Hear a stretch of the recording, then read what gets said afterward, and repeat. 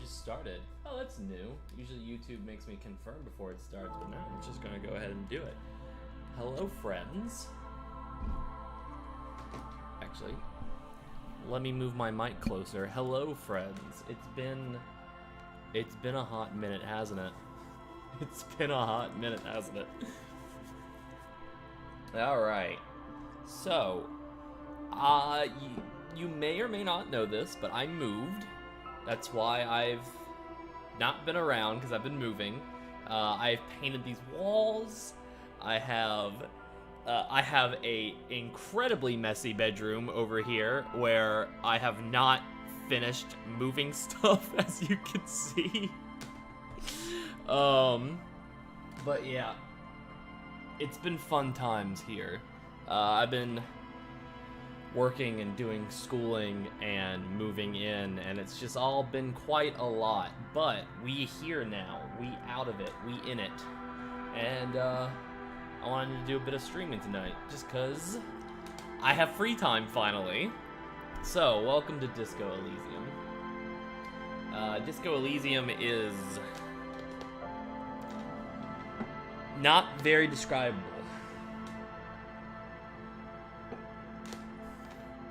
Sorry, I put a cup of coffee on the floor and then it tried to tip over on me, but I caught it. Okay, so, riveting introductions aside, welcome everybody. I don't want to quit the game, we just started it. Disco Elysium is like a D&D-esque game. There's a lot of... First you choose your stats and there's a lot of rolling, but this game is fucking bonkers, and I loved it so much, so streaming it just seemed like it'd be a little easier to do. And finding another game. I don't have time to look for anything. Fuck, I've barely talked to people in the last week and a half-ish, so I'm definitely not on my A game as far as being a good host goes. But let's see here. Do I want to be a thinker, sensitive, or physical? God. Very psychological, a magnetic personality, but unstable. Might begin to lose his mind. Yeah, that's kind of me. Here, let's just create our own. Okay. Intellect, raw brain power, how smart you are. Psyche, sensitive, how emotionally intelligent you are. Physique, your musculature, how strong you are. And motorics, your senses, how agile you are. Well,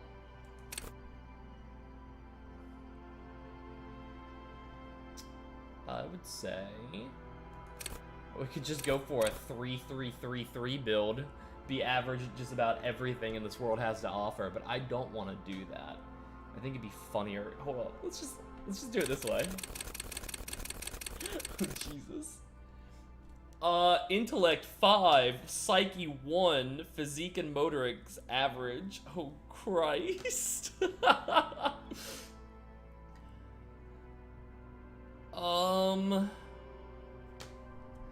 want to be more. What do you think? What do you think? I hate this so much. I could be a genius at being physically fit. A genius strong guy. I don't like that. I tend to go for the more intellectual characters. Plus encyclopedia. Oh yeah. And then there's stat blocks. So each one of these stats has like their own thing. Gets things done, but it's dumb as a rock. I definitely don't want to be stupid. How about this? Just for fun. Will make me terrible at physique and terrible at motorics. But we can be good at intelligence and psyche. That feels fine. That feels fun. So if we ever get into a fight, we're fucked. Alright. So setting our skills. Oh, it looks like I can still change this. Oh, I can see how everything is affected. Okay, so a lot of these stats are Select your signature skill. The skill you select will gain a +1 bonus. Additionally, the learning cap for every skill of the same type will be raised by 1. Interesting. So all these will be 5.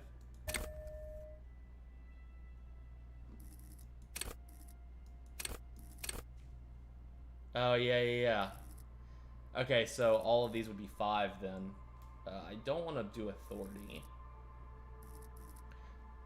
We can do one of the ones down here, so we can raise everything to 3.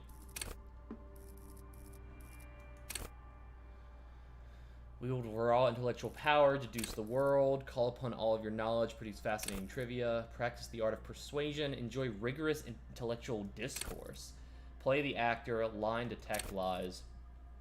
So, the way this game is set up is that these are all facets of this guy's personality, and they all fight each other all the time. So the higher stats you have in one, the more control that aspect of his personality will have. It's incredibly in-depth. Except it's intuitive as shit. Once you get into the actual game, I think we'll understand better. I think Shivers was important. Raise the hair on your neck, tune into the city. Threaten people. I don't want to threaten people. I'm a good boy.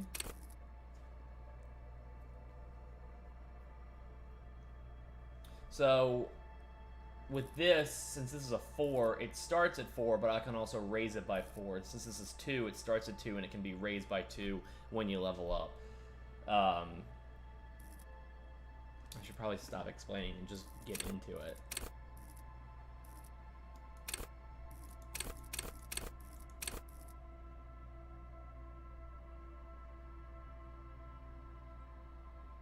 Yeah, I think this is good.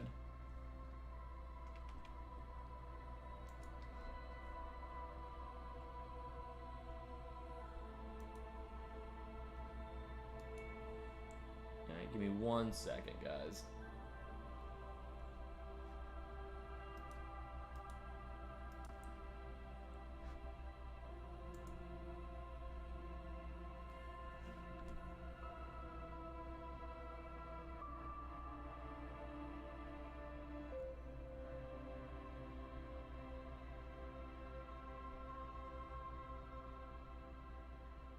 Cool. Alright, let's do this shit. Alright, confirm.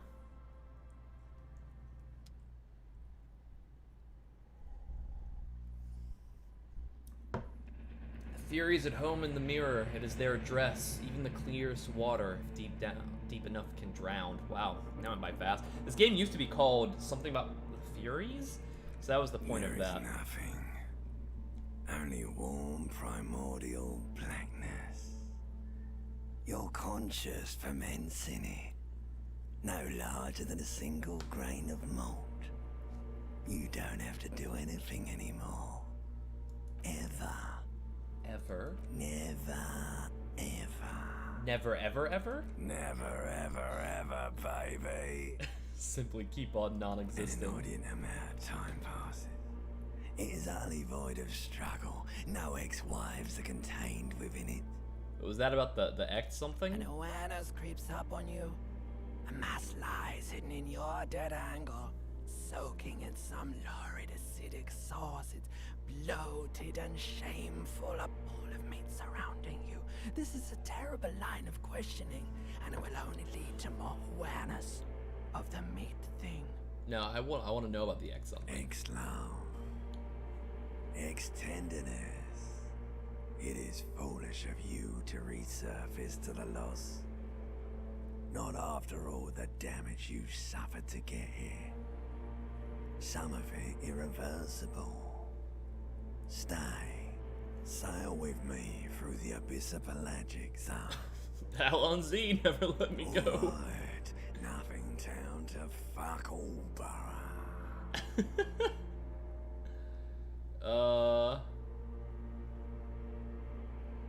Let's visit the ancient Zero home. Great choice, Elder One. It has always been like this, and it always will. Don't stop, keep singing. Sing me the song of death. The song of death is sweet and endless. But what is this? Somewhere in the sore, bloated man-meat around you. A sensation. Like a fly to the ointment. I don't like Your sensations. conscience Don't give sticks me to that. it. The limbed and headed machine of pain and undignified suffering is firing up again. It wants to walk the desert. Hurting, longing, dancing to disco music. Fuck yeah, disco. Volition, you can take it. You're a champion.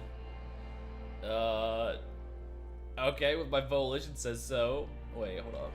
Mother help me, there's a head attached to my neck and I'm in it. Stop it. No, I'm not scared. I'm a champion. Stench of liquor rises from your mouth, and with it, an ungodly headache. Okay, I'm a bit scared now. Let's go back to the A dark. fiery streak penetrates your skull, trying to force your eyes open. It's a sound, a clarion call from hell. Somehow you know what it is. A Cooper's Kinema motor carriage. Open your eyes.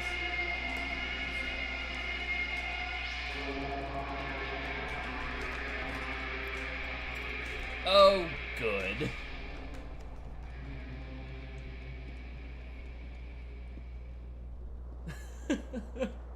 The way any game should begin, honestly. Wake up in your underwear, cold and alone.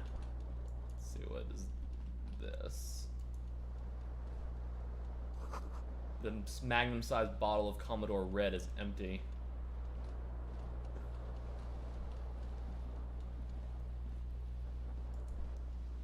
Can I just walk out? You must value privacy. The door has been locked from the inside. Tab to highlight. Oh, okay. A shoe. Green shoe, left foot. Looks like there's some broken glass. This poor guy's just stumbling. The window stands broken in its frame. Cold wind blows in. Look out. The morning light hurts your eyes. It's hazy, but you see the ocean and some war-torn buildings. Alright. Assess the damage. Easy. Success. The shards face outward. Whatever broke this window came from the inside. Did I break it with my own hands? A fine web of scarring covers the back of your right hand, but none of it is recent. What did this, then? Most likely a projectile that held an object. There are no fragments on the floor from pulling a tool back in after impact. Wait, what am I doing? Something you've done before? Assess the size of the impact. It's too large for a bullet, yet too small for a piece of furniture. You're looking for something heavy and larger than your fist. The single green shoe you found fits the hole almost as well as your foot. It would have also been heavy enough if thrown with force. Congratulations, you smashed the window with your own shoe. Now you only have one. If you're lucky, you can still find the other on the balcony outside. The door to it should be outside your room. Maybe... I don't need it. I don't need anyone. The window agrees. Its cracked smile is cold and sparkly. Let's get some pants on. You hear a jingle. Keys are clinking in the pocket of your flare-cut pants. Fish them out. It says whirling in rags on the aluminum key ring. There's a single key on the ring. The number 1 is etched on it. It should open the door. Alright, so I have a coat.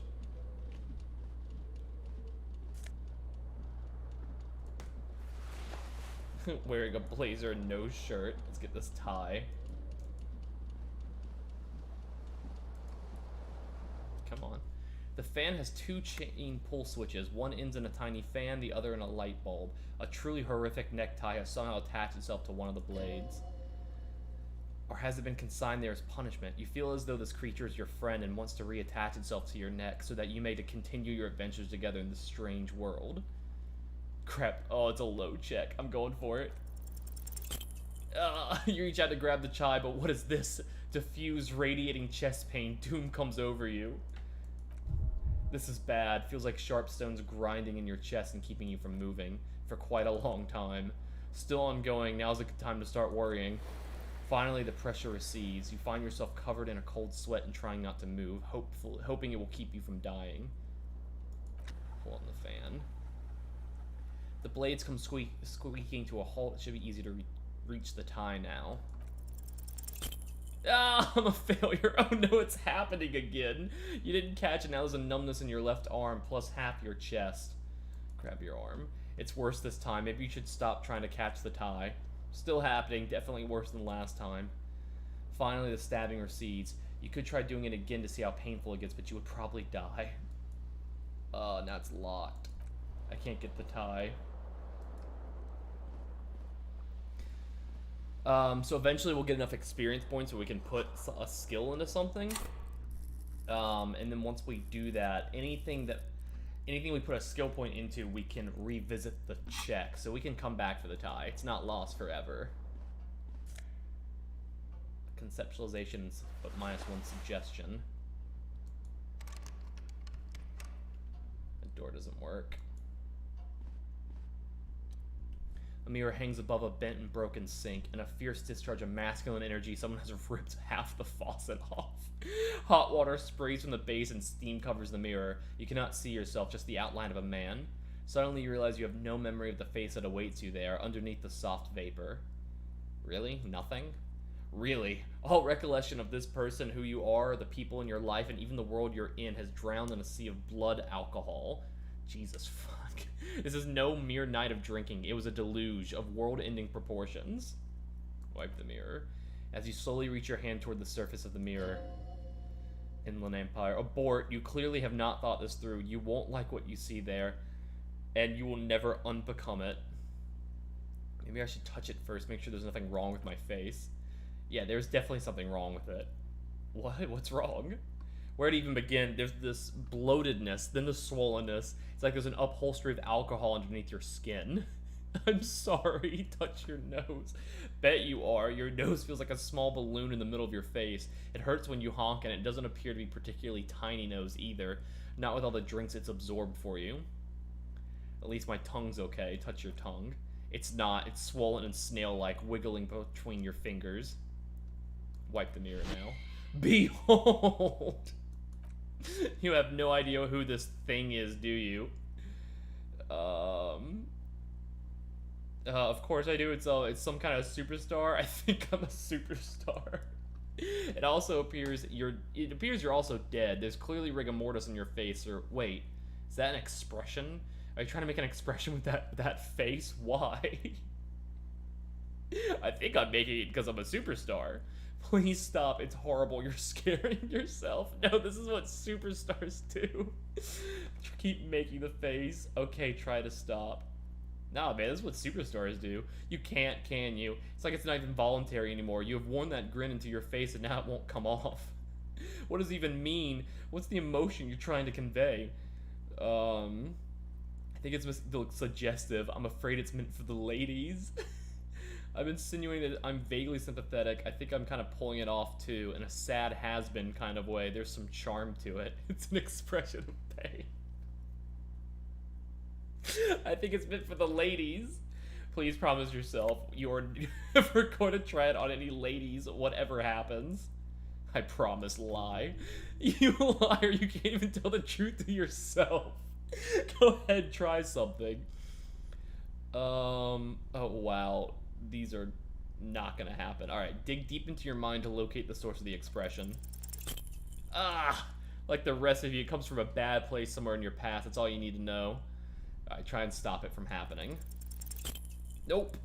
It's too late. Like an image on film, the expression belongs to your primary motor cortex. It would take a minor neurological miracle for you to cease producing it.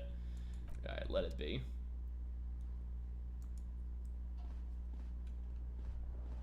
Alright.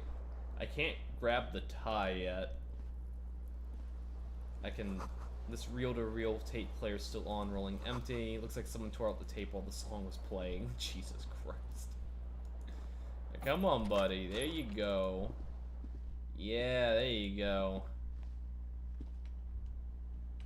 What is this? There's something on the table. Well, give it to me.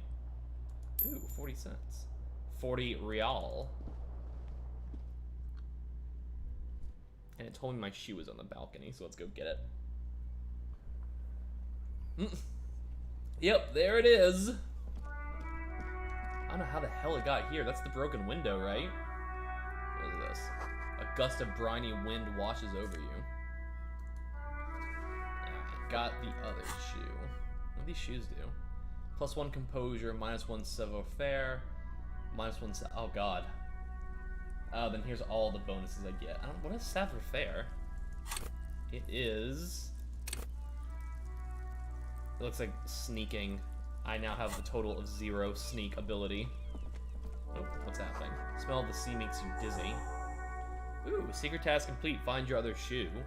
There they both are. 2 identical shoes, both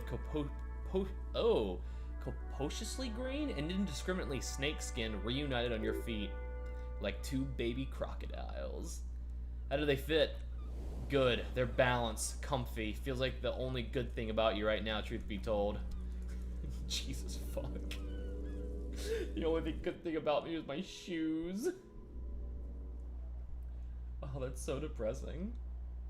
And I don't think there's anything else to interact with. I got this lady. Hello, officer. Hello. I do not know how to pronounce that name. Classe J. Miss Orange Disco Dancer. The young one raises a cigarette to her lips. Officer, am I military personnel? No. She seems perplexed by your question. There's only one solution to this. You're a businessman. Wait, I know. I'm a businessman. Chief Executive Officer, right? The young woman shakes her head slowly. Officer could be an artistic statement. You're already prone to those. Officer is my stage name, right? I could see myself as a middling disco artist called The Officer. No. You're a police officer, sir? You're shitting me. I'm not. Unless you've been shitting us all this time. All this time? You've been here for 3 days. On official police business, no less. And what business is that? I couldn't say. In truth, so far, mostly drinking. Why don't I remember being a cop or anything else? Could it be because of the drinking? She raises an eyebrow, the cigarette sizzles. Who in their right mind would let me be an officer of the law? Don't be so harsh on yourself. They let almost anyone be a police officer. A glib remark, don't let it stand. Assert yourself.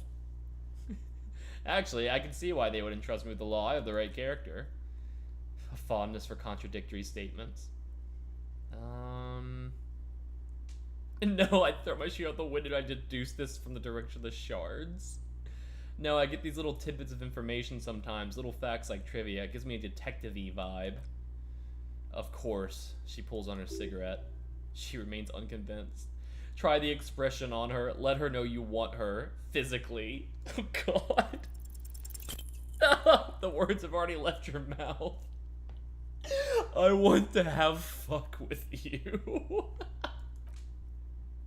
She erupts in laughter, all the fatigue swept from her face. What was that? That's not even how words are used. What did you say? Come on, say it again. I said I want to have sex with you. No, you see, that's not what you said. You said, but she's unable to finish, consumed with laughter. Come on, pretty please, one more time.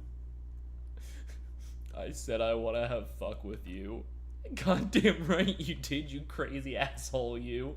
She wipes the tears from her eyes. What kind of cop are you? A superstar cop. It's been established. Okay, that's cool. Or if I could just maybe ask you to elaborate on that superstardom a tiny bit.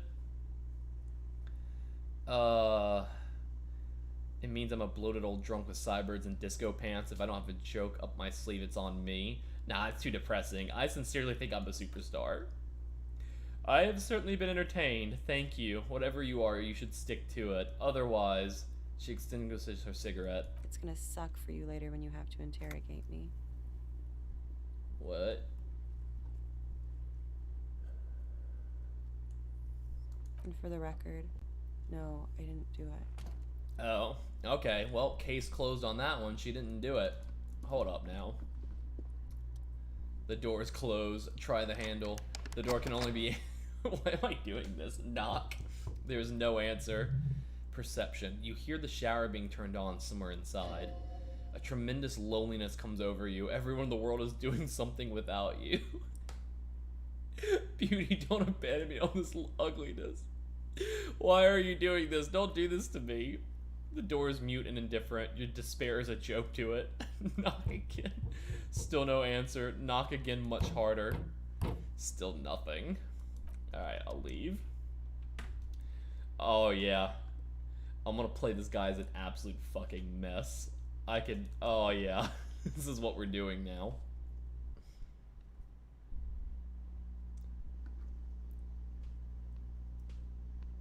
Alright.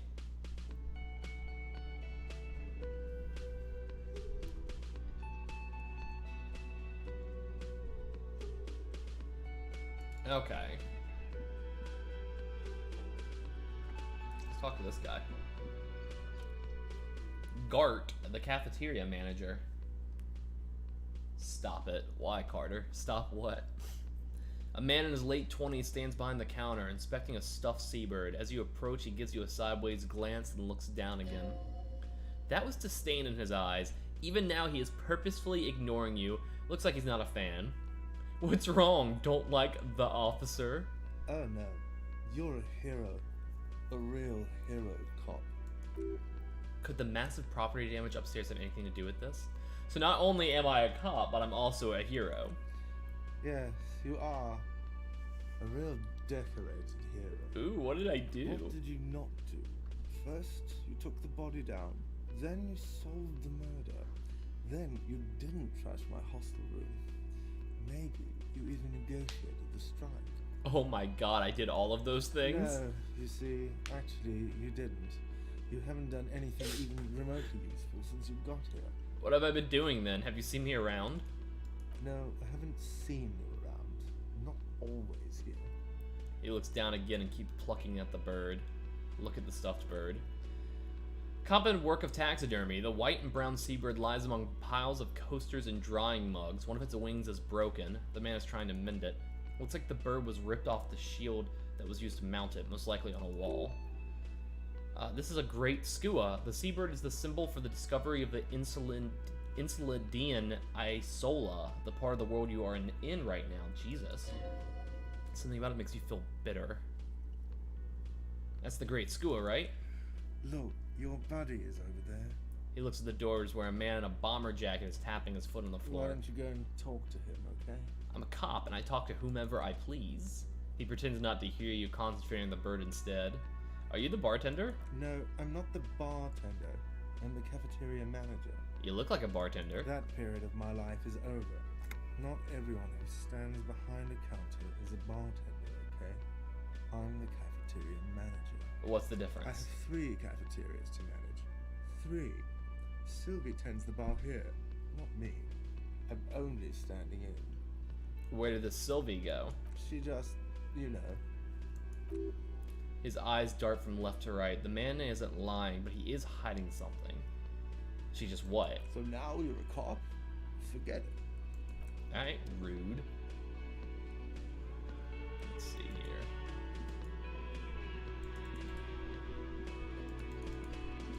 This is the bomber jacket guy. Kim Kitsuragi. I have to sneeze, I think. Alright. A bespectacled man in an orange bomber jacket is tapping his foot on the floor. Looks like he's waiting for someone. You. As he approaches, he narrows his eyes and extends his hand in greeting. Esprit de corps. If an assault were launched in this building right now, if the windows came crashing down, the whole world descended upon you. This man would hurl himself in death's way to save you. You have sure of this, but why? Hold on, who is he to me? He is your half-brother. Alright, shake his hand. I'm Kim Kitsuragi, Lieutenant, Precinct 57. You must be from the 41st. You realize he's waiting for your name. This is your chance to come up with a really good name for yourself. Get creative, conceptualize. Partial to the officer. Alright, invent a name. Ah!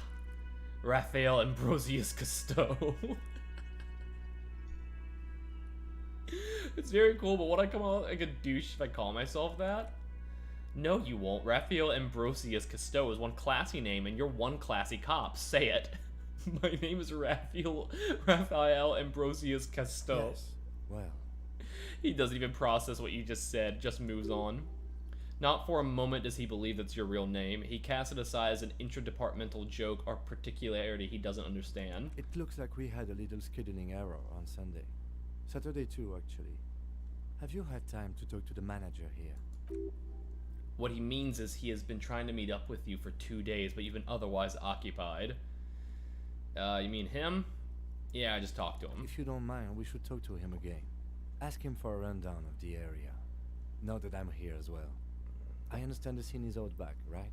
It also wouldn't hurt to assure him the police are finally here. In full force, I mean. Have you mapped out the initial interviews? Yes, the police. I'm aware, I'm a policeman. Right. And the interviews? What interviews? At the 57th, we like to prepare an initial list of persons of interest, and then just skim the surface. Prepare the field, get to know the players. You don't do that? Maybe it's not an inter-district practice. I have. Yes. Good. But even if you haven't, we'll have time for that after we take a look at the coroner's case. Have you removed the dead body from the tree? Dead body? Mm-hmm. I don't like dead bodies. Sure. But did you take it down from the tree? Look, man, you know. Yeah. Does that mean the body is no longer in the tree? No. So the body is still in the tree? Yes. This is the first time you detect a wariness in the lieutenant's voice. It is obvious he would have preferred for the body to no longer be in the tree. Where it has been hanging for 7 days straight. We should go there as soon as we are done talking to the owner. How can you be so sure I'm from the police? I was sent here to meet a detective from Precinct 41. You have the insignia of the Citizens Militia on your sleeve, and on your back, he points to your jacket. I suppose you could be impersonating him. You could have gotten the insignia from the black market or forged it, but for now, I'm going to set those possibilities aside. I'm not from the Inspectorate General. Inspectorate General means Eternal Affairs. What he's saying is he's not from the Rat Squad and isn't supposed to suspect such things. Ah, you mean the Rat Squad? No need for derogatory terms, they're only doing their job. You said insignia. These white rectangles, you mean? Point to your sleeve. Yes, but they're just white rectangles. They're not just white rectangles. They bear a halogen watermark with the letters RCM and a pattern resembling the street grid of Refuge Hall West. I would ask you to step into the headlights of my motor carriage, but again, it's none of my concern. I just need you to do your job. But should I have like a badge or something? Check your pockets. You mean you don't have your badge? I have my badge. I'm a policeman and I have my badge. Oh. There's a moment pause, then he continues carefully. If you didn't have your badge, that would be very bad. You would need to report it on my shortwave, but since you do have it, we can go straight to the task at hand. What if I told you I'm not really a police officer? We all feel that way sometimes. There's no such thing as a police officer, I'm afraid. What remains is that there's a dead body in the tree. Someone has to figure out who put it there. If we don't, no one else will. And then, soon after, dead bodies would be dangling from all the trees. Oh, wow. He concludes, but first we have to take it down. But I can't remember anything. He looks at you for a moment in silence. I can see you drank last night and the night before, and that you still are drunk now, but I have seen officers go through much worse. Much worse. If you need something for your headache, there is a general store nearby, but as I said, the dead body should be our #1 concern. Alright, let's roll. After you, officer. Tutorial agent. Lieutenant Kim Kitsuragi is now in your party. You can talk to him whenever by clicking on him. Alright, let's talk to this guy again. The man with the unimpressive beard notices you approaching. He drops the ledger he was holding and turns to the lieutenant. Mr. Gart, right? You run this place. Yes. He responds tersely. I am Kim Kitsuragi from Precinct 57. This is an inter-district investigation, so joining me from Precinct 41... He looks at you, realizing he still doesn't know your name. Oh god. I'm trying to decide if I should stay consistent or just... No, I'm just gonna go with the best option at the time. I'm the fucking harbinger of ruin. What?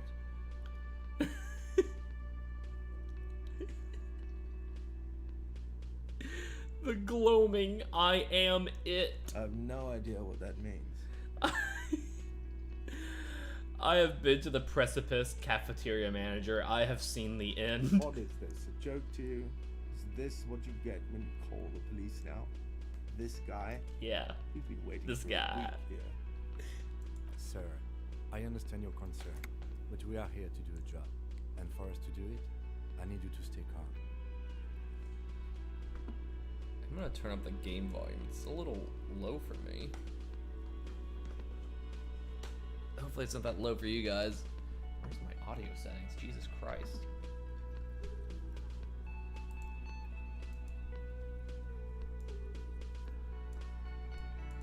Come on, I believe in myself. There we go. Bump it up a little bit. Yes, of course. For a moment, the cafeteria manager fidgets under the lieutenant's gaze, then he gives in. I know it took us a while to arrive at the scene, but it also took you a while to call us. It was you who placed the call, correct? No, I only just got here. It was probably Sylvie who called you. She usually works the bar here. I'm only temporarily taking over her duties. Do you have her number? As a matter of fact, I do. He looks behind a pile of coasters, finds a slip of paper, and hands it to the lieutenant. You said you just got here. From where? Are you a local? What? With Martinez? No, I live in Jamrock. I only sometimes come here to keep an eye on the place. This is just one of the many, many cafeterias I manage. Did he say he only manages 3? But you still know your way around, yes? In case we need directions. Yes, I know where some things are. But as I said, I don't live here. I just used to work here. And I'm not going to start working here again, if that's what you think. This guy's such a miserable voice. I didn't imply that. Detective? Right then, questions. I got this. His face expresses profound doubt in you having this. Where exactly is the body? Behind the building, there's a courtyard. They hoisted him up on the tree there. How do we get there then? That's easy. You see that door there? First you exit through that, then to your right you should see a big hole in the fence, a really big one. You can get to the courtyard through there. No need for keys. The hole is big enough for the freaking Hungarian cavalry to fit through. Does he want you to feel guilty of making that hole? It's implied in his voice. Alright, who killed him? I don't know who killed him. I'm not the police. That's your job. Did you kill him? What, are you crazy? Of course I didn't kill him. Alright. You're the top of my suspect list. It's something a murderer would say. Why did Sylvie go away? Haven't you asked me that already? What is it with you and this woman? She has nothing to do with this. No, before I asked you where, now I'm asking you why. Okay, you got me. She went away because of the dead body out back, and because I asked for her number. That's why Sylvie went away. I hope you appreciate that. The lieutenant opens his little notebook at the cover. The number is safely tucked away in a small pocket. Thank you, he says. Mystery solved. Is it? Because I thought you were supposed to be investigating the lynching, not my employer conduct. This stuff gets on my nerves. I'm a feminist. Because I like to be thorough. Yeah, I'm gonna be yeah, this stuff gets on my nerves. I'm a feminist. What? That's right. If there's one thing I know about myself, is that I am a total raging feminist. Do you have a phallus in your ear? I said I'm a feminist. Thought gate inexplicable feminist agenda. Kim, that's good, but there's a timetable for this investigation, dictated to us by the stages of decomposition, and it says we need to move on. Okay. Thoughts. Inexplicable feminist agenda. Something stirs in you, something interdisciplinary. It is a newly formed reaction to the tyrannical gender roles around you, or something you've always had. One thing's for sure, you're not a mild feminist. Oh no. There are very incendiary thoughts aimed at undermining the very pillars of society. Could you fashion them into some sort of weapon, perhaps? A first strike weapon to decapitate the XY chromosome hegemony. Meh. Not so fast, Mr. Feminist. You owe me 130 real. What's real? Oh, excuse me. You owe me 130 real. He pronounces the R with a mock aristocratic accent. The IIR, or the Interstellar Real, is the global reserve currency. Whatever part of the world you're in right now, it's safe to assume he means you owe him some money. By real, do you mean some form of street cred? No, you don't owe me street cred. You owe me money. You owe this establishment 130 real. He points to the red ledger in the counter. But what exactly is money? What are you, a philosophist? Actually, I might be. Money is what grown-up people use to pay for things. There are like hostel room, or he peeks into the ledger, are 8 bottles of potent blend and 9 packs of Royale Extra. We use it for everything, really. Why do I need it? For survival to pay me? Unless you want to become a hobo. Do you want to become a hobo? There's nowhere else to stay in Martinez, and it's cold spring outside. Money doesn't make you happy, but it lets you be unhappy for a while longer. If you run out of money, you die. It's like that for all of us. Me too. That's why I need you to pay for me. He stops and says mostly to himself, I'm not an asshole. Is this money? Yes, it is. That's 10. Plus 10 plus 20 equals 40. I'm now down to 90, right? No, you see, that's 40 cents. Cents are a form of currency 100 times smaller than the real. I'm not even going to take this. Come back when you have 130 real.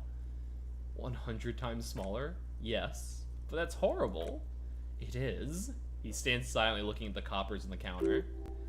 Isn't it evil? The order of magnitude between what is asked of a person and what they have. Darkness rides. Pick up the coins. It does, doesn't it? Kim, there's a shuffle of nylon as Lieutenant Kitsuragi looks for something in the pockets of his orange bomber. That's cop 4. I haven't offered to pay because I don't have any money either.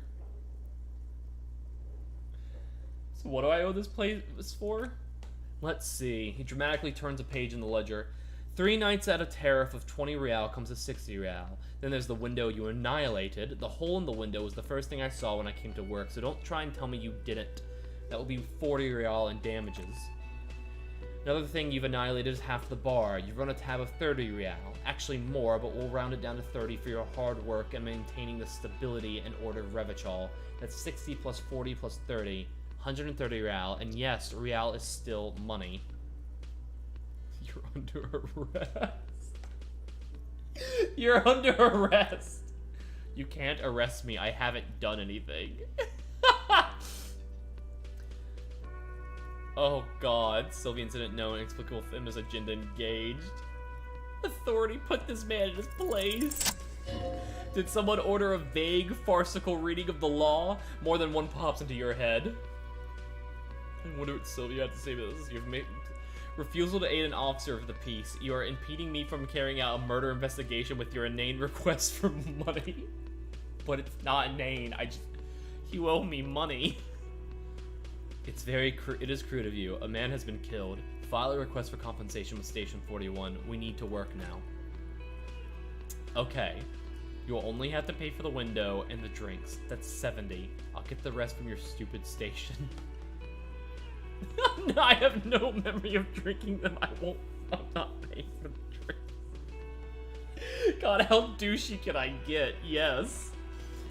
The ledger does. The ledger has a memory. He points to the book. The drinks are non-negotiable. There's no way your station will pay for them. I won't pay for the window. Fine, I'll take it off the bill. You want to sleep in a post-apocalyptic shithole, go ahead, but I'm not giving you another room.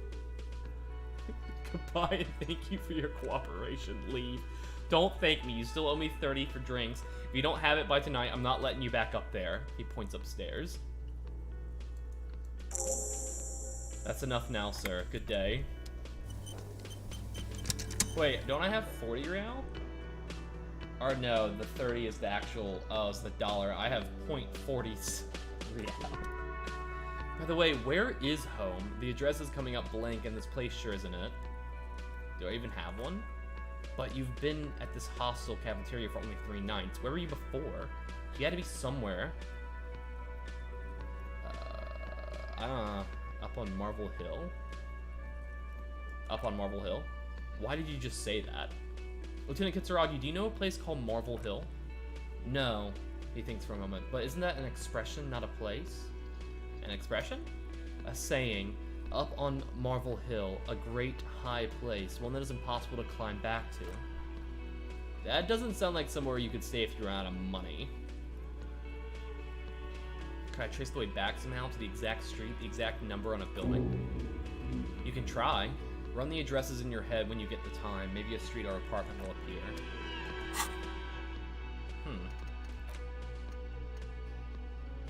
Let's rewind. Let's trace your drunken steps back home. Oh man, I should have chosen that I was a hobo. Oh well. We'll internalize the lonesome long way home.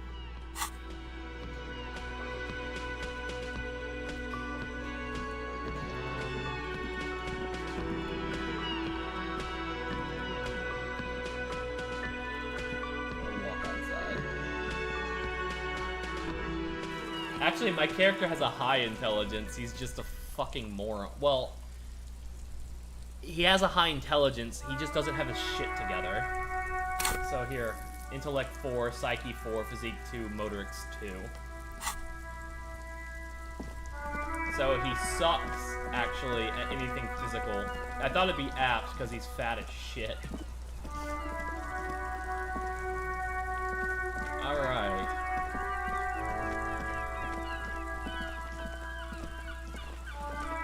Crime, romance, and biographies of famous people. I think I'm supposed to go see the body though. Little girl, where's the body? Hello, sir. Step right in. The store is open. Wow, the background audio compared to the voice audio is very off. I am the law. I know, sir. Are you interested in a new and exciting book?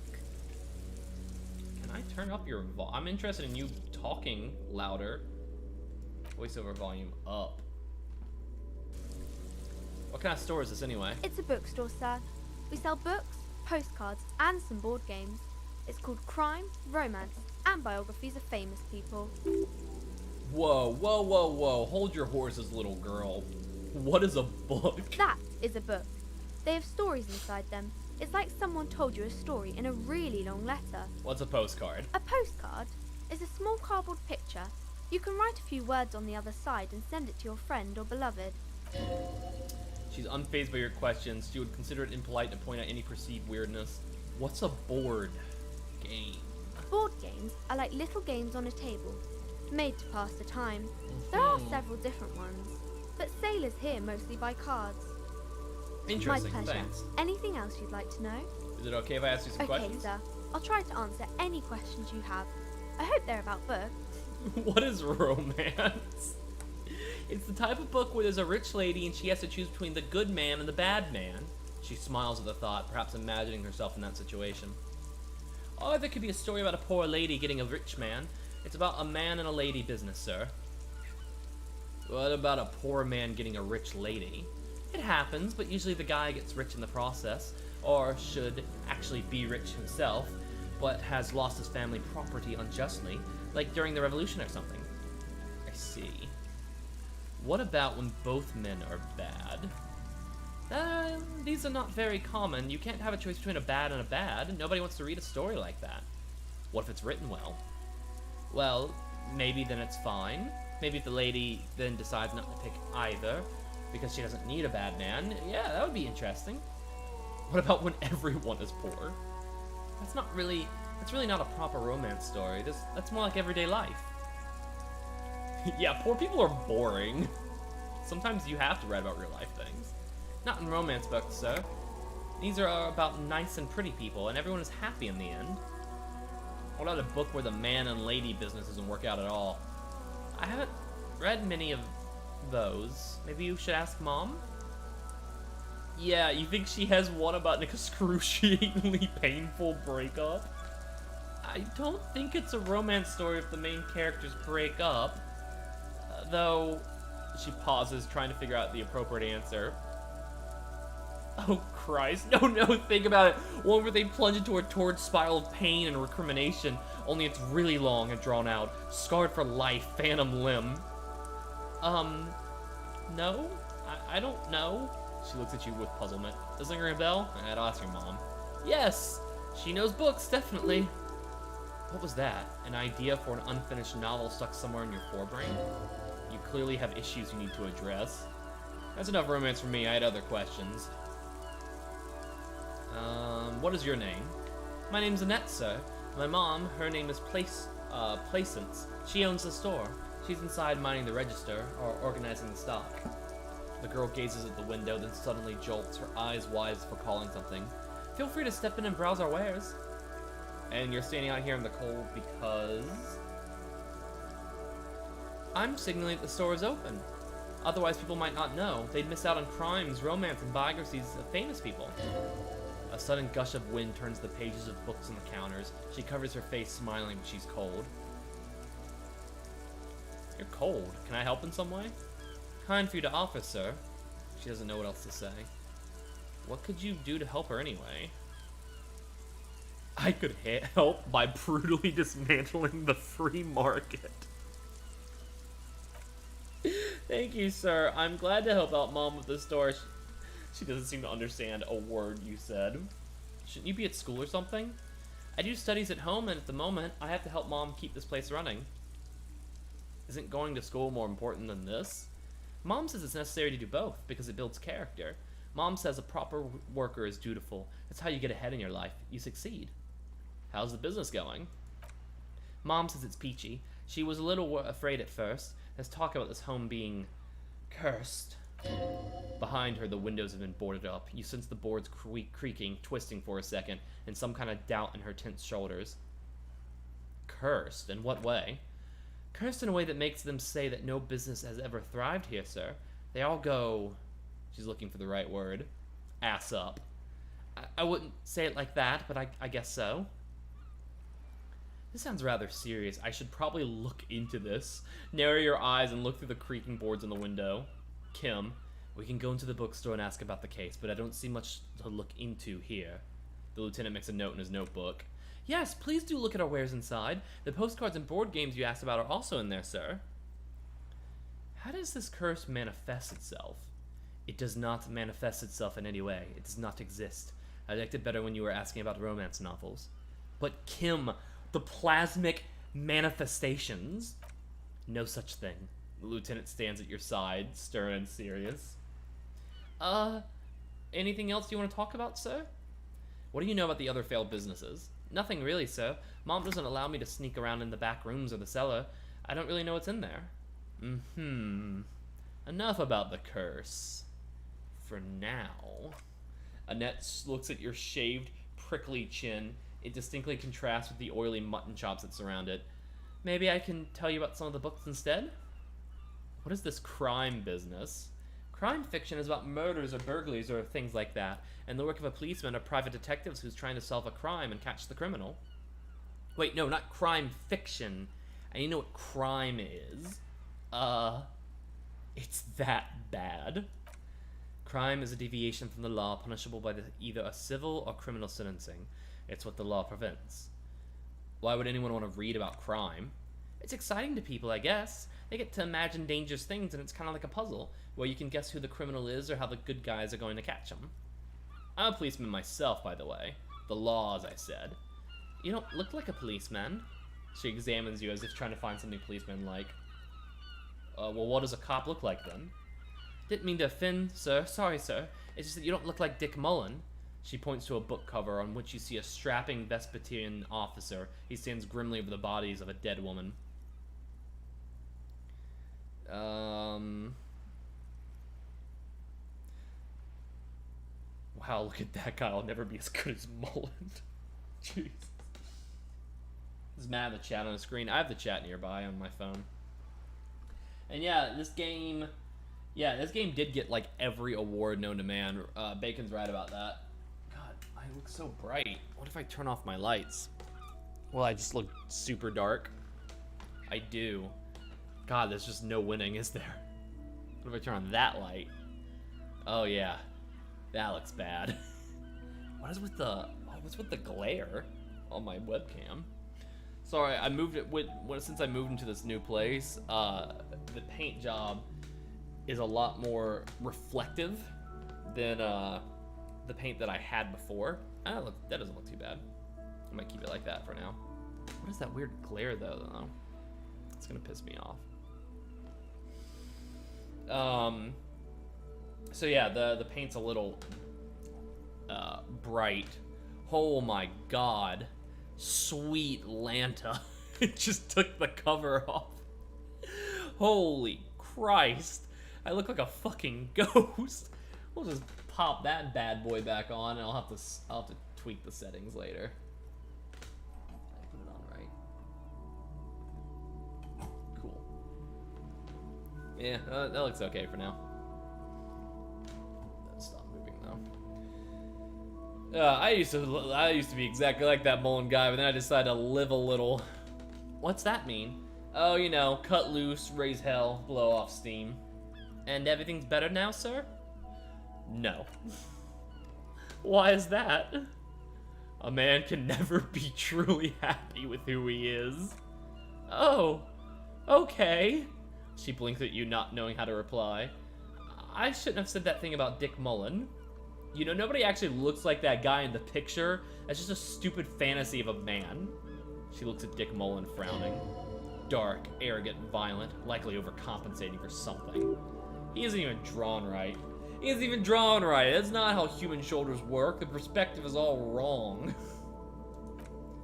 She examines the picture, trying to find out whatever's wrong with it. She then shrugs and puts the book aside, unconvinced. That's just no way to cop. I can do it better than Dick Mullen. Sure you can, sir. She smiles mischievously. He's just a fictional character. He's no match for you. Maybe you could show me some real police work, sir? The cover of Dick Mullen seems to stare at you with harsh disapproval. Like in the books? Hold up. We'll keep talking to her, see if I can get any more bonuses. Who are these famous people? Oh, kings and queens and generals of the old. Are artists and writers or musicians? Those kind of people. There's usually something extraordinary about them. She scratches her cold, reddened cheek and then continues. I think that's why people read them, to find the secrets of their fame. Seems like most people who read those books fail to get more famous from reading them. Reading those doesn't make the reader more famous, does it? But it does make the famous people more famous, she smiles gleefully. Fame sounds delicious. Maybe someone will write a book about me one day. Why would they do that, sir? Because I'm a superstar cop, in the papers and everything. That'll show them. That's so cool. Maybe they'll even make a book cover picture and everything, standing over a dead body holding a gun. Alright, I'm gonna deduce something now. Yes! The girl keeps her hands folded, hidden. Why is that? Hey, why do you keep your hands folded? What do you mean, sir? She looks wary. She knows where this is going. You don't need to be worried. I'm here to help. She looks around anxiously. Her hands remain folded in front of her. She doesn't want to show them. The lieutenant stands by, looking at you two with great interest. A facade of true professionalism. He is far more intrigued by the situation that his poise reveals. It's okay.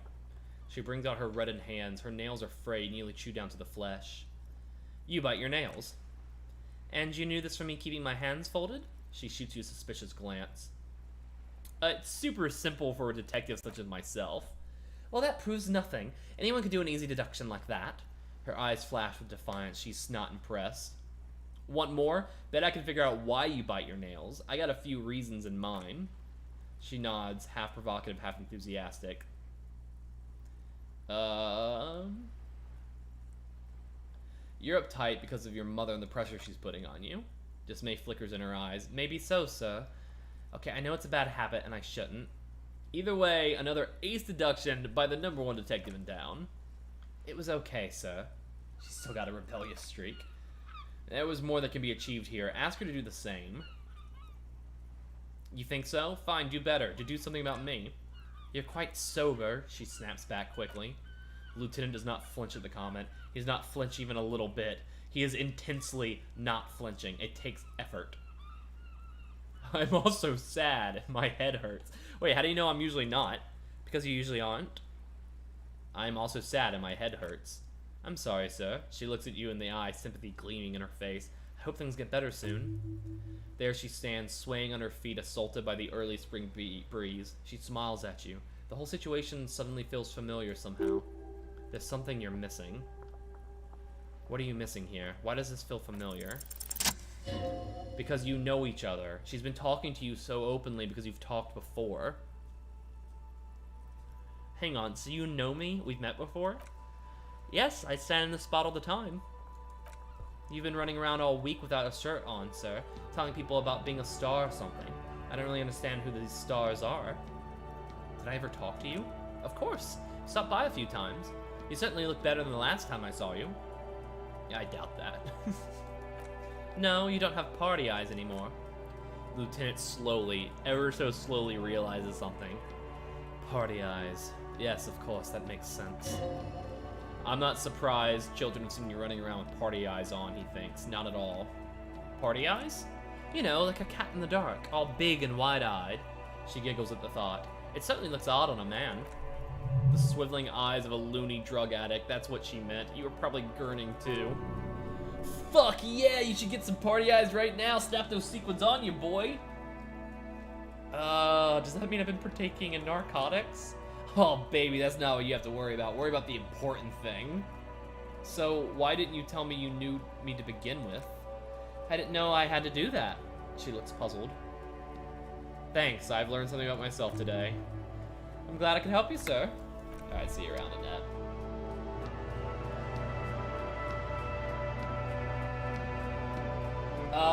The internet's okay. I don't know how it's looking for you guys. The thing that's really cool about Disco Elysium is how almost everything you choose will get referenced at some point. Like, a stupid amount of things. As you turn on, a bright light catches your eyes, making you squint. Cool. So cool. Where's it coming from? From a distant sunset, a stage light, flash photography? Nowhere in particular. It's just what superstar law officers do. They squint at lights and they solve shit. Actually, now that I hear superstar and law official in a sentence, they sound weird together. What are you, deaf? They're perfect, like rock star politician and drug addict teacher. Embrace the superstardom you've worked so hard to establish. I'm wondering if I should do Superstar Cop. Oh, shoot.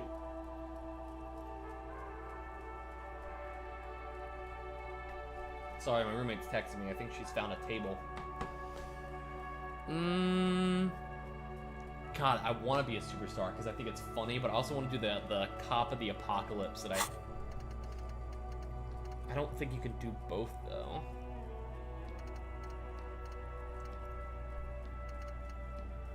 Homosexual underground. So here are all the thoughts you can ever get in the game. So once you put a thought in your thought cabinet, you're thinking about it.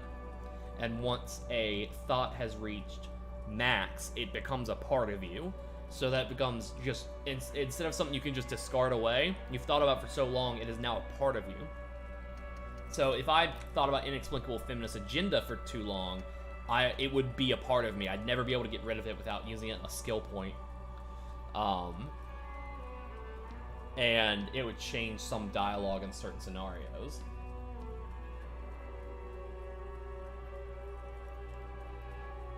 Okay. Here it is, Cop of the Apocalypse. So there's some kind of superstar here, and there's Cop of the Apocalypse, which I kind of want to do. I don't know if I can do both.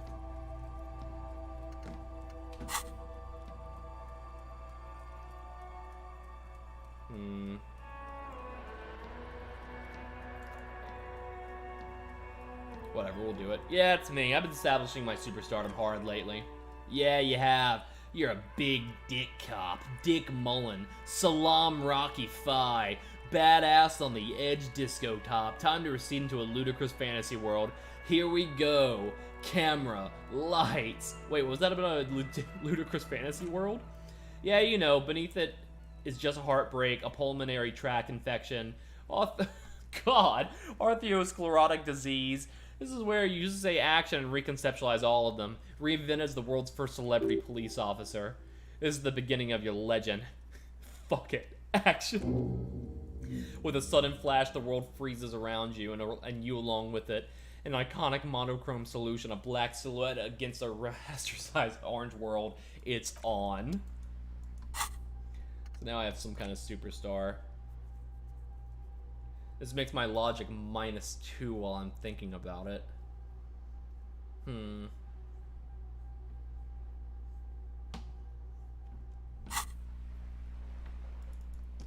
Let's see.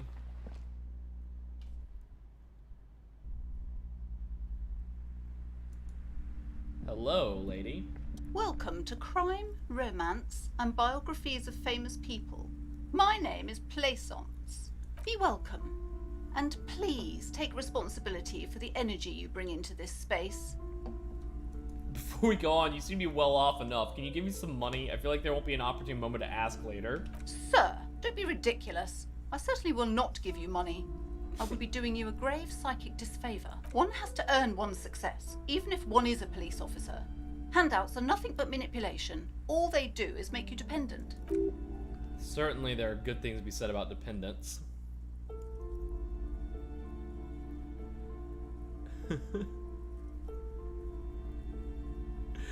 Oh god. It would forge ties between us working people. Good practice for fighting our common Now, enemy. hey there. Sounds like someone isn't taking responsibility for the energy they bring into this space. Fighting? Enemy? My philosophy is everyone just getting along. I'm gonna start internalizing some kind of superstar. So are you the owner of this store? The proudest owner of our little shop of culture. Your daughter's the one standing outside the store, right? Annette, yes, my daughter. I hope she wasn't slacking off again with her nose in science fiction. Tell me, was she at her post, doing her job like a proper girl? Yeah, of course. Wonderful. Did you talk to her? Yes. Great. On a scale of 1 to 10, how compelled were you to buy books after talking with her? Her opinion of her daughter depends on how well she lured you into the store. I'm not gonna grade a human being. I don't do that. Come now, it's not personal. It's about proper sale practices and market research.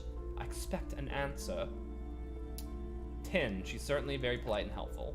My precious. Her dedication brings a joy to my heart. She's immediately satisfied with the answer. If you have children, I hope they turn out as great as my Annette. I'm here to dismantle the free market and abolish child labor. She rolls her eyes. You must be kidding. There's nothing like that happening. Depends. How much do you pay the kid? Good sir, what does a child do with money anyways? Now, I save it for her as a fund. She's securing her financial future out there. Such criminal behaviors would not happen in a more developed countries. In some more developed countries, this sort of thing is 2 felonies, child labor and slavery. Those countries will realize they've raised a lazy and spoiled generation. Are you done with jokes now? Yes, we've had quite enough fun here. The lieutenant taps his foot. All this pressure is making her anxious. You know she's been chewing her nails. God, I've told her not to do that. It's such a disgusting habit. Her voice is firm. She'll get over it. Anxiety is a part of life. Part of her is too, clearly. I don't think there's anything she can do about it. If she has enough willpower, that is what's called growing pains. Life isn't easy. Life doesn't give breaks. Come on, ma'am. It's obvious she can't do anything about it. You're placing an unnecessary burden on the young child.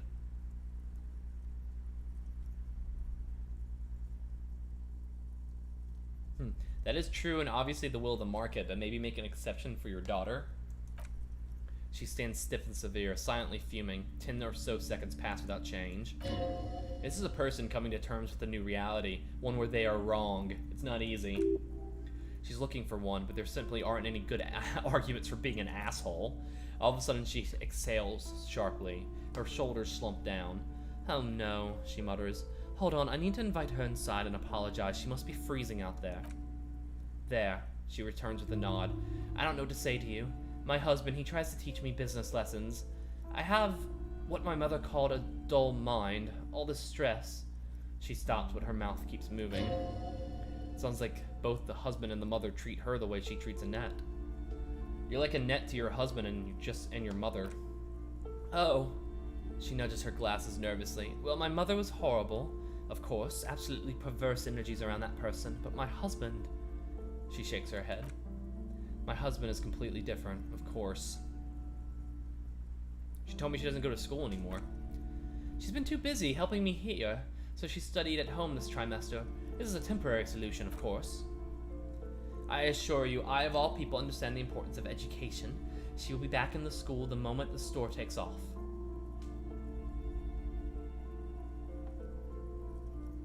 Yeah, the game is a bit dark. Is this husband Annette's father? Yes, my husband is a successful entrepreneur at the east of the river. If only he were more involved in the businesses we're running up here. No matter, soon we'll be off to Grand Coron. Wait, Grand Coron? What's that? It's a proper place to live. One of the most peaceful neighborhoods east of Jamrock. You may know it for its massive housing projects. Most of the buildings are empty at the moment. Her smile is wide. It's a great opportunity to get ahead of the crowds. Better times ahead for sure. And your husband also involved with the bookstore? He made an initial investment. Since then, he's been what you might call a silent partner. Super silent, almost inaudibly so. Alright, I had something else in mind. Farewell for now. I don't want to talk to you anymore. What's up, girl? I'm sorry, sir. I can't talk right now. I'm very busy with my homework.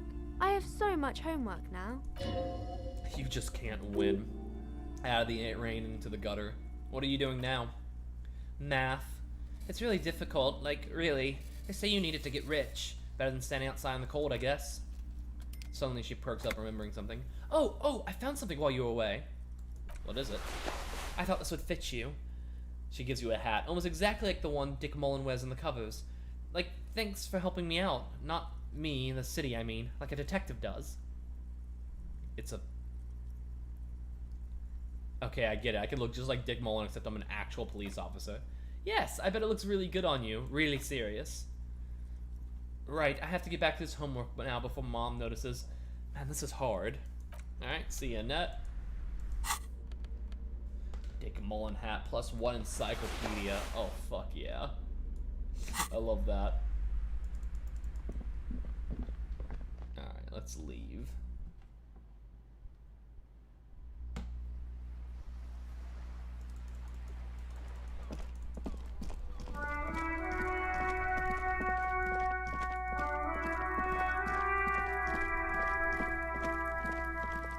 Alright, so this is the body.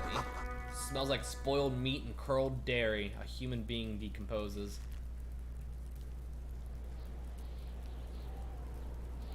Oh yeah, I forgot the head turns when you're looking around. Oh, that's really cool. What can I look at here?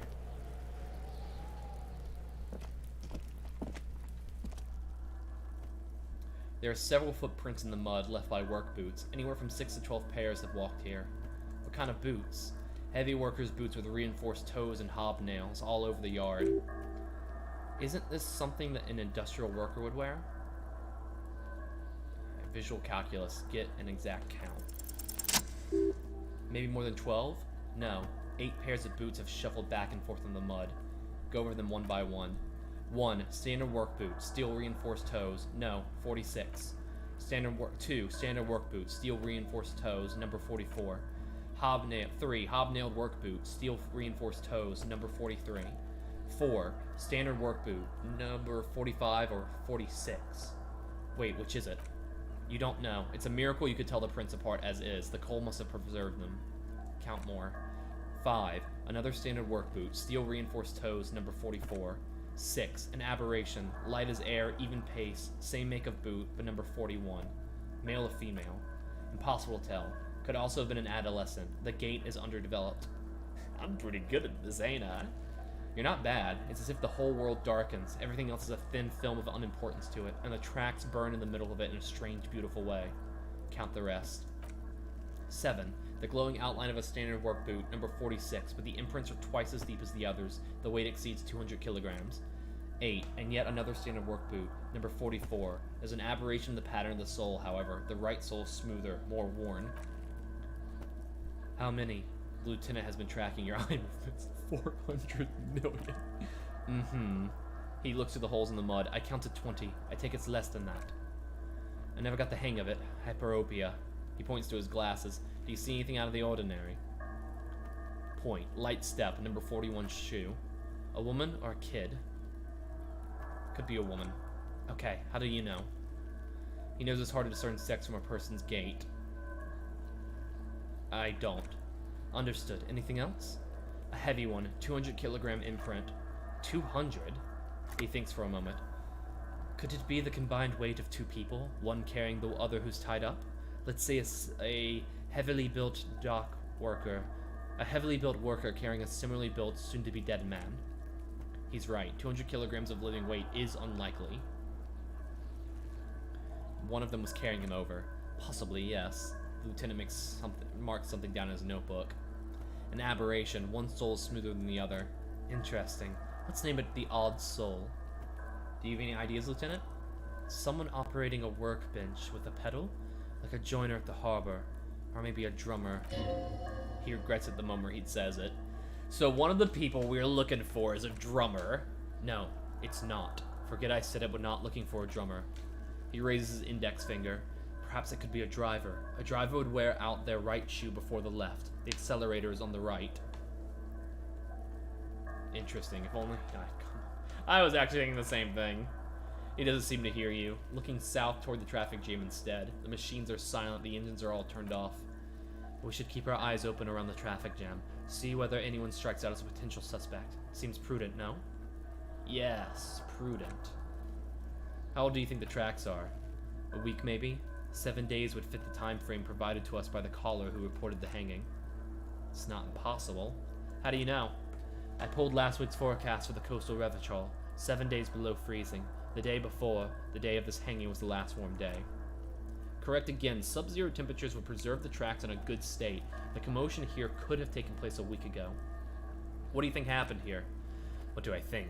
A mob of people had brought something heavy to the tree. One of them was carrying the victim. They shuffled around, especially underneath the tree. Then after hoisting him up, they stood in the semicircle facing his direction. At first glance, this appears to be a lynching. Indeed, they all stood in a row here and looked at the tree. We've been through all of it.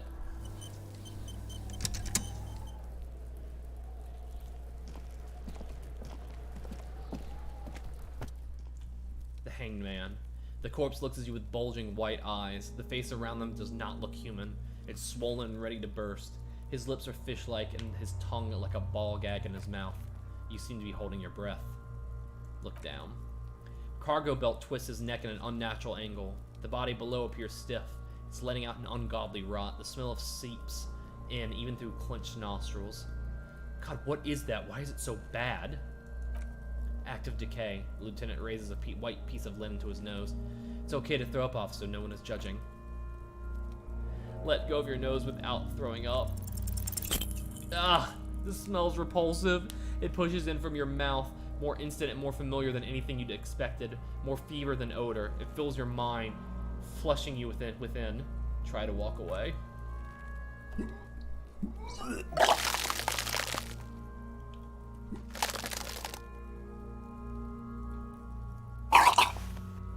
Perfect. Too late. It's impossible to keep it in. Your body curls and pushes out, burst by burst, until a pool of vomit lies under your feet and your throat stings of stomach acid. Fucking corpse.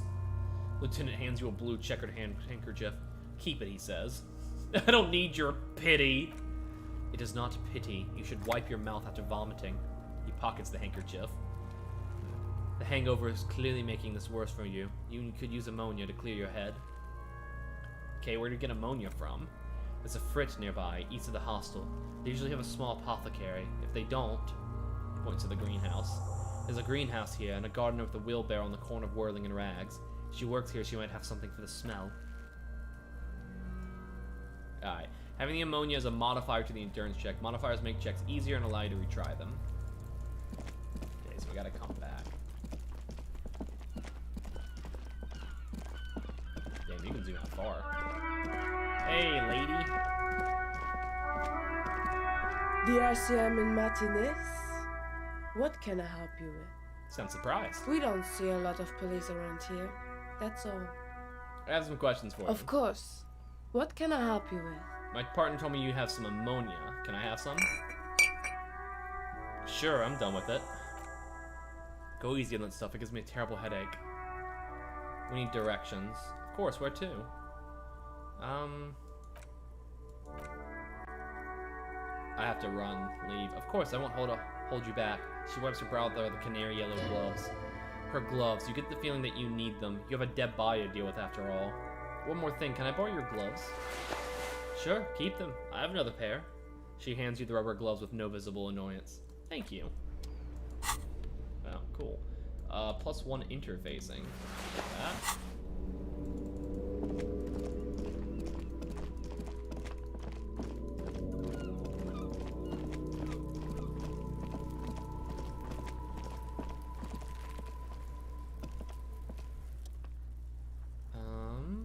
Okay, so I have ammonia. Let go of your nose without throwing up.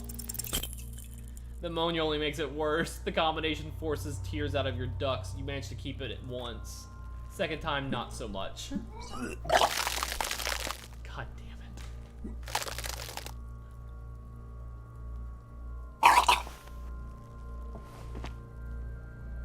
I think I don't want to be a cop anymore. Get a hold of yourself. You feel the lieutenant pat on the back rhythmically. The weight is reassuring, like a crenel in solid fortification. Pat, pat, pat. I've seen strong men turn themselves inside out for hours. You're facing tough odds here. Alcohol withdrawal makes it considerably harder. Seriously, this isn't fun. I don't want to be a policeman anymore. Okay, you have said it. You needed to say it, and now that you have, he withdraws his hand from your back and looks you in the eye. You need to get your shit together.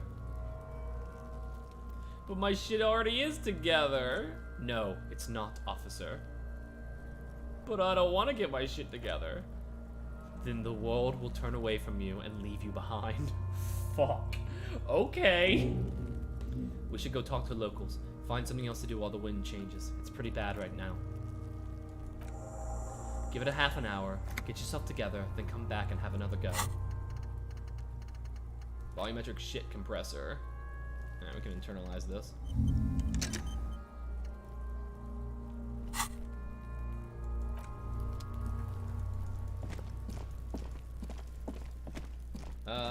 Actually, we can talk to this fucker. Stop throwing rocks at my body. Kono's got this! The boy throwing rocks at the dead body can't be older than 12. If there was ever such a thing as an ugly kid, then this is it. He's almost exquisite in his ugliness, like a gremlin. Oh yeah, Nabakumpi Kuno. Yells the other kid behind the fence. Yeah, he was vomiting because the smell from the body. A moment of your time, Can't please. talk, pig! Shit's coming up strong! Throwing rocks! Shit coming up strong. That sounds good. Joyous. You should hang out with this kid and see what this juicy shit is all about. Juicy what now? I mean drugs. The kid's on drugs. Yeah, Kuno. Ride the lightning, Kuno. Kono's riding it, see? He wipes sweat from his brow and sends another rock The flying. rake, Kuno. You should throw the rake at him, Kuno. The fuck does Kono know what a rake is? Kono's not a gardener! Kim, what should we do? We shouldn't do anything. I don't tempt such forces. What forces? You will see. The language these kids are using, pure unfettered id. There will be no reasoning with these creatures. A kid's siblings? The fuck are you talking about? He's calling us Kuno. He says we're fucking each other. Okay. Kid, you want to hang out? I'm not a narc. Fuck no! Kuno doesn't buy that shit! Fucking entrapment shit! Look, I have questions for you. Entertain the Kuno! Show me what you got! What you got there? What you got, huh? Show me what you got! The body, what do you know about it? Shitload pig, what's your question? Don't tell the pig shit, Kuno! Kim, help me out here. What do we want to know? If I were to want to waste my time, which I do not, I would ask them who he is, how he got here, and the usual. The usual being, have you seen anything out of the ordinary, or have you seen anything suspicious? Have you seen anyone suspicious around? Just a couple of pigs sniffing around in the dirt. That seems pretty fucking suspicious to Kuno. Yeah, you tell the Fagari, Kuno. Looks like you're a Fagari now. Whatever that means, a suspicious question doesn't really work in antagonistic situations. Do you know who he was? Kuno's Funk Gip. Kuno uses the Funk Gip for target practice. He's trying to hide the fact he doesn't know. I mean, who he was before he died. Kuno knows what you meant. Kuno's not a snitch, that's all. Trying to make Kuno sing it to the Pophone. Popaphone? I don't know what the fuck that is. Do you know how it got up there? Probably climbed. Kuno was busy down the road when that shit went down. So you didn't see it happen. You heard Kuno. Kuno wasn't even Martinez. Kuno was in Revicol. Kuno wasn't regional. Okay. Where did you go then? I don't know. Some fucking... He looks around trying to come up with something. Mesk, or I don't know, some other place. Night City. Kuno was a fucking Night City. That's a fictional city name. Night City doesn't exist. Why you gotta be riding Kuno's ass? You haven't been where Kuno's been. You haven't been in Kuno's head. You wanna know what Kuno was? You wanna know who Kuno's been fucking up to? Don't tell him Kuno is lame! It's not fucking lame! Kuno's building. Kuno's city. Night City. Rage City. The city of rage. That's it. And it's not lame. Lame. That's the name of Kuno's city, bitch! Get the fuck off Kuno's back. This shit ain't about that. More on this later. Right now, let's talk about something else. You're testing Kuno's patience here. Get lost. Oh, God. I gotta ask, who is Kuno? Kuno's pig. So you refer to yourself in third person? The fuck are you talking about third person? Kuno's the fucking first person. He looks slightly confused but proud he came up with that retort. But right as he's getting distracted, you hear a malevolent hiss from behind the fence. Watch out, Kuno! He's trying to fiddle with you! He's gonna put his hands on you! The thing behind the fence starts squealing, shrill and violent like a fire alarm. The sounds get closer as the child shouts at the windows overlooking the yard. Help! Pig's got Kuno! Help! Rape! Help! The boy joins in. He's got Kuno! Help! I'm not doing anything, see? Everyone please! He's digging his dick out! Escalate, Kuno! His dick's out! You're afraid? Pigs are hurting Kuno! Somebody please! It's full blast now. The wind carries the message far and wide across Martinez. Oh God. Physical instrument shut him down. Oh God, I failed.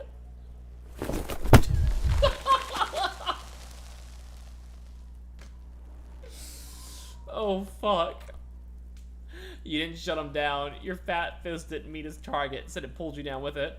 Ouch, my arm and my fucking knee. Kuno can't believe this shit. It's like he's now realized he has superpowers. Can no one stop the Kuno? Pig Kuno thought you had this. What happened? Kuno can do anything now. He's withering with joy like the power you gave him was too much to take. The whole charade was about establishing dominance over you. It's safe to say he succeeded. Fucked your shoulder, fucked your knee, fucked your fat body up. The one behind the fence hisses like a lit fuse ready to go off into light. Kim, help me up. No. Yeah, I deserved this. Yeah, you deserved it. Trying to show your dick to Kuno. Kuno was scared. Oh God, do something quick. They're gonna start that again. Do you have any idea the shit you just got yourself into, kid? Get up.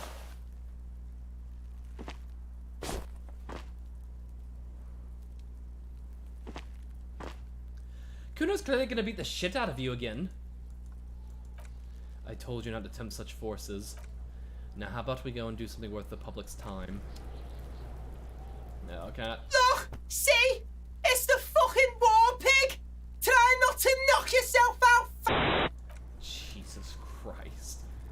Alright, I'm just gonna with a little bit more time with the volumetric shit compressor. 7 minutes remaining. Okay. Maybe I talk to her. You. Kuno, the pig's getting pretty close to me. Come to snuff my shit out, I think. Take one step closer. Looks like it's time for me to go, Kuno. Pig's come to take me in. I just want to ask you some questions. Take another step closer. I'm going away for a long, long time, Kuno. Going away for life. What's going on there? Fuck are you trying to pull, pig? Listen, child, the corpse made me puke twice. I was wondering why you don't. Stay away from me, pig. You don't want to see what happens happens when you corner me. Okay, I just want to have enough time pass so I can look at this body again. Look! See? It's the fucking war pig! I've come to ask Try a not question. to knock yourself out! I still have a case to solve. You belittled yourself before the Kuno. Now you must seek his forgiveness. Look, you're on my crime scene. I can't have uncooperative civilians here. Whoa, whoa. What's this psycho shit? You gonna pretend like nothing happened? He's trying to forget it, Kuno. Don't let him forget it just like that. Reminisce with Kuno. First try to fiddle this. Then you punch yourself in the face. What was up with that? Yeah, Kuno. What was that? New task, make truce with Kuno. How you gonna make Kuno forget that shit, huh? A material offering is implied. He wants stuff. Only stuff can make it okay. I don't have anything. What can I offer you, Kuno? Please don't waste time on nonsense. The lieutenant does not approve of this at all. Don't listen to the blind fuck, Piggo. You're doing the right thing here. Trying to get Kuno to like you again. He pauses to think. You can pay tribute to Kuno with drugs, or cigarettes, or some wheels. Kuno could use some wheels. Motorized carriage shit. Whatever then. What are you doing? I need to make a truce with Kuno. Offer him something. No, you really, really don't. This is a 12-year-old boy. His opinion of you doesn't matter. You don't fucking matter, book gimp. I'm still gonna mark it down as something I need to do. But, why? He looks truly puzzled. You're turning this into a huge thing. In punching, someone always ends up being someone's bitch. Don't you know anything about male power structures, Kim? You're totally unraveling, officer. All will be well as soon as I get this being Kuno's bitch situation off my back. Let's get to work, Kim. Alright. Some kind of superstar. -1 for logic, but visual calculus suggest. Alright, all of that has been raised to 6. Volumetric shit compressor. All endurance white checks unlocked. Learning cap for endurance raised to 4.